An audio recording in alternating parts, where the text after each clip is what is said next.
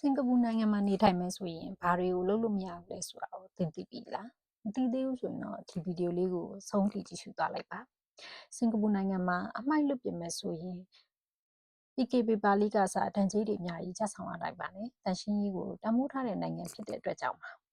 စင်ကာပူနိုင်ငံမှာ PK လုံးဝဆောက်လို့မရပါဘူး PK ကိုတရားဝင်ရောင်းချခြင်းဝယ်ယူခြင်းတွေကနေတားမြစ်ထားပါတယ်ဆေးဘက်ဆိုင်ရာယောဂကုသရေးတွေအတွက်သာခွင့်ပြုတဲ့နိုင်ငံဖြစ်ပါတယ်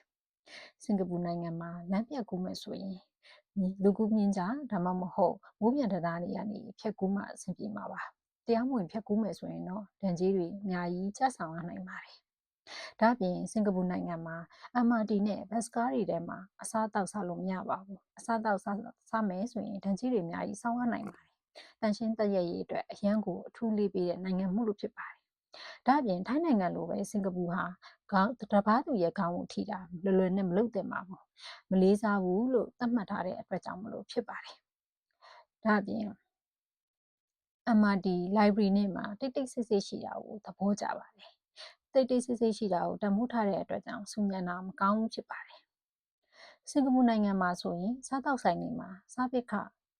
ပါပြီးသားဖြစ်တဲ့အတွက်ကြောင့်မလို့စားတောက်ဆိုင်တွေမှာပေါက်ဆူပေးဖို့လုံးဝမလိုအပ်ပါဘူး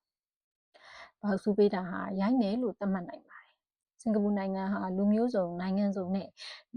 မိတ်ဆွေတွေစုံတဲ့နိုင်ငံဖြစ်တဲ့အတွက်ကြောင့်မလို့ဘာသာရေးနိုင်ငံရေးတွေကိုလွယ်လွယ်ကူကူမဆွေးနွေးကြပါနဲ့အဆုံးထိကြည့်ရှုပေးရတဲ့အတွက်ကျေးဇူးအများကြီးတင်ရှိပါတယ်